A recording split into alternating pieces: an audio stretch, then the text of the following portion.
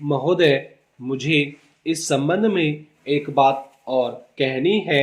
वह यह है कि मुझे मुख्य आयुक्त के भाषण के अनुसार यह आशा थी कि सरकार मजदूरों की उन्नति के लिए, उत्थान के लिए, उद्योगों के विकास के लिए और गांवों की स्थिति सुधारने के लिए तकनीकी प्रशिक्षण देने का काम करेगी। लेकिन ऐसा ज्ञात होता है कि आर्थिक शक्ति सीमित होने के कारण इस और कार्यवाही करने की संभावना नहीं रही। फिर भी मुझे आशा ही नहीं अपितु पूर्ण विश्वास है कि भविष्य में हमारा मंत्रिमंडल इस और अवश्य अविलंब ध्यान देगा। इसी प्रकार से ग्रामीणों की अवस्था सुधारने के लिए सरकार घरेलू उद्योग धंधों को भी बढ़ाएगी, जो अभी तक नहीं के बराबर है। भारत की दृष्टि से कुटीर उद्योग बड़े उद्योगों की अपेक्षा अधिक लाभदायक है। पहली बात तो यह है कि भारत एक गरीब देश है और उसके पास इतना पैसा नहीं है कि वह बड़े उद्योगों के लिए पर्याप्त संख्या में बड़ी बड़ी मशीनें मंगवा सके। बड़े उद्योगों के लिए बहुत बड़ी बड़ी महंगी मशीनों की आवश्यकता होती है, जबकि कुटीर उद्योग छोटी छोटी और सस्ती मशीनों से चल जाते हैं। कुटीर उद्योगों के लिए न तो बहुत बड़ी बड़ी इमारतें बनानी पड़ती हैं और न ही बहुत महंगी मशीनों की आवश्यकता पड़ती है। अतः ये उद्योग छोटे छोटे गांवों में भी प्रारंभ किए जा सकते हैं। कई उद्योग तो इतनी थोड़ी पूंजी से भी शुरू किए जा सकते हैं कि उतनी पूंजी प्राय हर किसी व्यक्ति के पास होती ही है।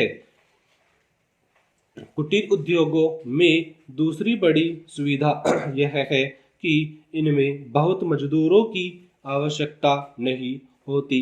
एक परिवार के सदस्य ही उस उद्योग को चलाने के लिए पर्याप्त होते हैं। घर के सब सदस्य उस काम में हिस्सा बटा सकते हैं।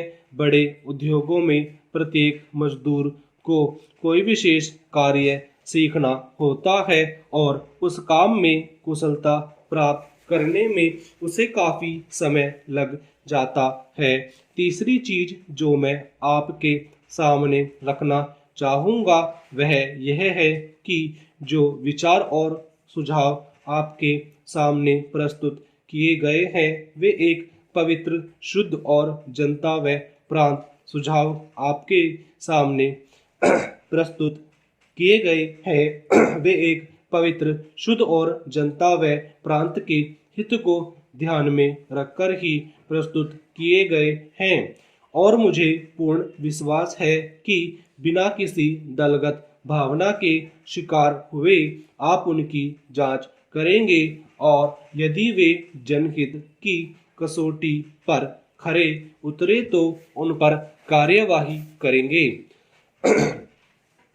महोदय, इस संबंध में दिन प्रतिदिन बढ़ने वाले भ्रष्टाचार की समाप्ति के लिए और कर्मचारियों के रवैये के संबंध में माननीय सदस्यों ने विचार प्रकट किए। मैं समझता हूँ कि इससे कोई समझदार व्यक्ति इनकार नहीं करेगा कि भ्रष्टाचार को प्रोत्साहन नहीं देना चाहिए। अतः इस और विशेष ध्यान देने की आवश्यकता है।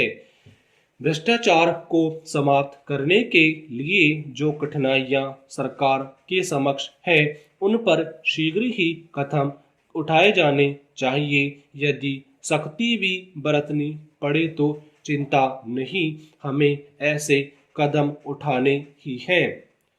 मैं यह जानता हूं कि बहुत से लोग, जिनमें कुछ हमारे साथी भी हैं, उसकी कुछ बातों का विरोध करते हैं, परंतु यदि हम देश की उन्नति चाहते हैं, यदि हम देश को आगे बढ़ाना चाहते हैं और विशेषकर यदि आप समाजवादी ढांचे के आधार पर जिसका कि कांग्रेस ने देश के लिए निश्चित किया है, इस देश की व्यवस्था करना चाहते हैं, तो हमारे लिए आवश्यक है कि हम इस तरह से कदम उठाएं कि जिससे लोगों को अपनी जीविका सुंदर ढंग से कमाने के लिए साधन जुट जाए। वास्तव में यह सरकार जिसने यह साहसपूर्ण कार्य किया है, इस कार्य के लिए सबसे अधिक बधाई के पात्र हैं जो लोग यह